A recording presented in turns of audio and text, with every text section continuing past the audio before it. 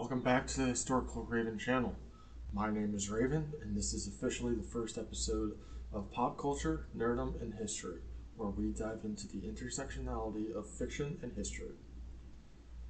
Before I begin, I want to put out a content warning. We will be discussing the creation and the use of weapons of mass destruction in both fiction and history, though no photos of the weapons or the destruction they've wrought will be shown on screen.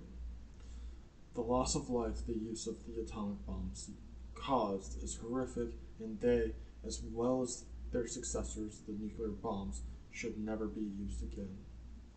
Side note, while the history, both fictional and non-fictional, is factual within their respective universes, there is some creative licensing involved.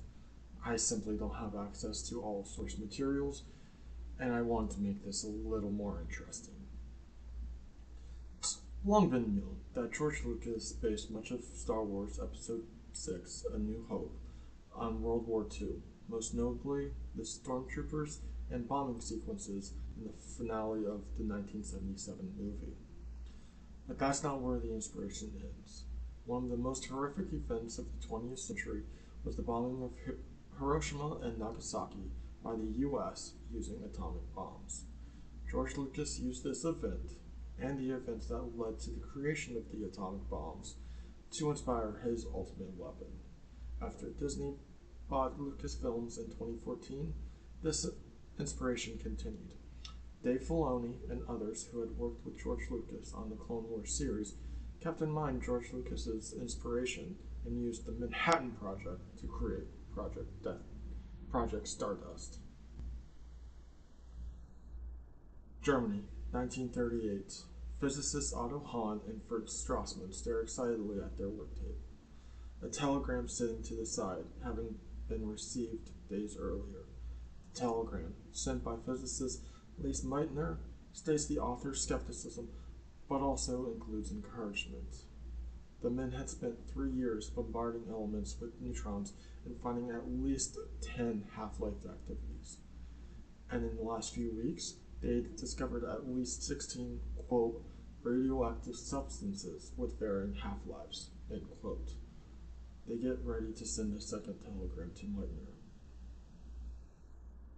Germany, January 3rd, 1939. Telegram from Lise Meitner to Otto Hahn. Quote, I am fairly certain now that you really have a splitting towards barium, and I consider it a wonderful result for which I congratulate you and Strassmann very warmly. You have now a wide and beautiful field of work ahead of you, end quote. Otto and Fritz had split an atom for the first time in history. Sometime between 3966 before the Battle of Yavin and 1032 BBY, Malachor. A towering pyramid sits silently in a subterranean cavern. A battle between Jedi and Sith had raged only moments before. Now, all combatants stand petrified. Inside the pyramid is a recently quieted kyber crystal, put in the heart of the superweapon designed by Darth Tanis. Kyber crystals had been one of dozens of crystals used in lightsabers to focus the lightsaber's power, but now it had been used to power an even larger weapon. Centuries before the Clone Wars, Meta-Tessu Sector Mid-Rim territories. The planets that once orbited a massive star now sit in the debris of a supernova, cracked wide open. A mining colony is the only sign of life, as naturally forming coaxium is taken from the planet's cores. This coaxium is used to fuel hyperdrive engines and will eventually be used to power a horrifying superweapon. White House, Washington, D.C., August 1939. President Roosevelt sits at his desk with a heavy heart. A letter from the physicists Albert Einstein and Leo Szilard sits in front of him, warning the U.S. president that Germany may be in the process of building an atomic bomb. Beyond the desk are several of his advisors, all waiting for him to speak. Finally, he tells the men he will form the Uranium Committee. This committee will determine whether a nuclear chain reaction is feasible. 22 BBY, Genosis. Battle rages outside of the large control room. The room, a large, converted cave and part of a larger tunnel system built by the native population, rocks as explosions from enemy artillery hit nearby. A large circular table sits in the middle of the room, with 8 beings of varying species standing around it. The battle outside is shown in real time with the use of holograms. A regal-looking human male walks in and heads towards one of the beings at the table, a brown human-sized bug. As the human stops, a small device is handed from the Geonosian, withered with age, to Count Dooku, a hologram hovering in the air above the device, showing a spherical space station with a concave area in the northern hemisphere. With a flick of the hand, the hologram disappears.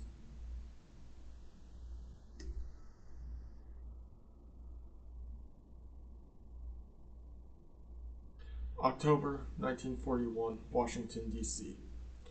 Vannevar Bush, director of the Office of Scientific Research and Development, informs President Roosevelt of the British military application of the Uranium Detonation Committee, or the MOD Committee, had confirmed in a report that atomic bombs were indeed feasible, and their recommendation was to work with the United States. In December, Bush would oversee the newly formed S-1 Committee's work on weaponizing the atom. Months after, due to a lack of funding and resources, Bush would go back to President Roosevelt about his concerns. Roosevelt agreed and created the Manhattan Project on August 13, 1942, under General Leslie R. Groves. 19 BBY, secret location, possibly over Geonosis. 2 beings stand in the control room of a military starship. The shorter of the two wears dark robes, with his hood up hiding his disfigured face. The war that this man had orchestrated had put the galaxy on its knees, and saw a once great republic fall and become an empire. With this victory came the victory of destroying a second group, a group that had been protecting and working with the Republic for more than a millennium. At last, the hated Jedi Order was no more. The taller man wears a suit of shiny black armor and a helmet, heavy breathing coming out of the mask. His war had been spent on the front lines, fighting to protect the Republic as a Jedi. Emperor Palpatine and Darth Vader stare silently out of a giant window at the skeleton of a spherical monstrosity in space.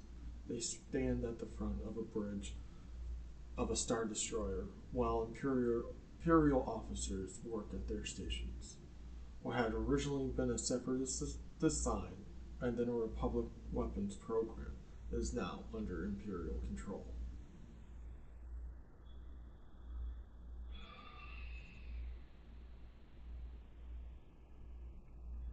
"5:30 a.m., July 16, 1945.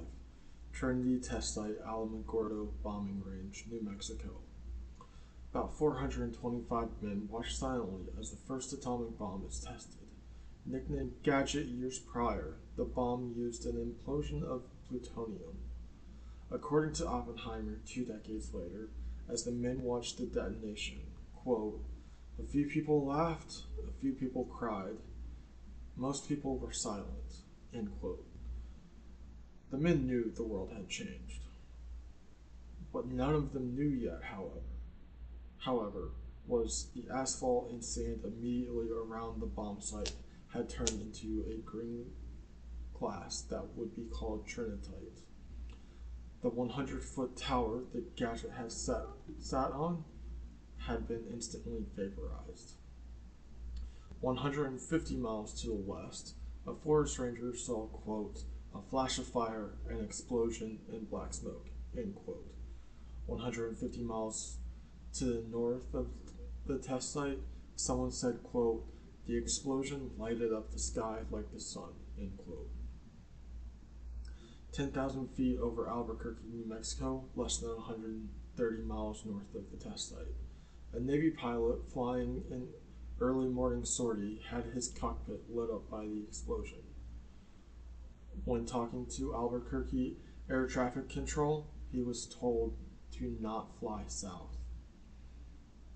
The general public would be told later in the morning by press release that, quote, an ammunition magazine containing a considerable amount of high explosives and pyrotechnics exploded, end quote. 0 BBY, Death Star, above the desert moon of Jeddah. A severe-looking man in a white uniform with a white cape stands in front of men in black and gray military uniforms. Behind him is a screen of a small desert town on a large mesa. Becoming impatient, Director Orson Krennic orders the men to fire the main weapon of the spherical base, now finished.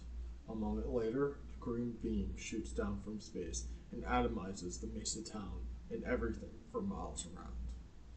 Grand Moff Tarkin, wearing a gray uniform, congratulates Krennic before informing the younger man that he, Tarkin, would take over the project. The Imperial Senate would later be told Jeddah City was destroyed in a mining incident. 8:10 a.m., August 6, 1945, Dr. Shima's clinic, Hiroshima, Japan. 80 people, medical staff, and patients start their day as normal. Complaints from patients and staff are the order of the morning. Outside, rush hour is hitting its peak. Everything is normal for 5 minutes until the air raid sirens go off. The staff of Dr. Shima's clinic do what they can to protect themselves and their patients, but it's too late. 44 seconds later, the 9,700-pound little boy bomb explodes less than 2,000 feet above the clinic with a yield of about 15 kilotons. All 80 people were killed instantly. Within 1 second, tens of thousands of people die, with only nuclear shadows showing where they, and objects that block thermal radiation, were standing just before as a testament to those who died. Dr. Shima had been called away from Hiroshima to help with an operation. He and one nurse who went with him to help are the only survivors of the clinic. 0 BBY, Death Star, above Alderaan.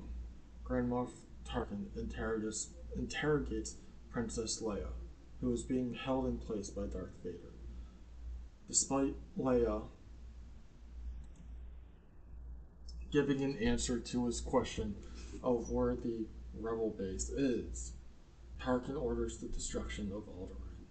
A moment later, the planet is destroyed by the Death Star super laser, powered by hypermatter, possibly coaxium, and a giant kyber crystal. Princess Leia watches in horror as more than 2 billion people, including her parents, die instantly. She is one of 60,000 surviving refugees of Alderaan. In Star Wars, the Death Star kills billions, and on Earth, by the end of 1945, an estimated 210,000 people died from the effects of the atomic bombs, with the bulk of the dead being civilians. In Star Wars, Palpatine wanted a super weapon to more easily control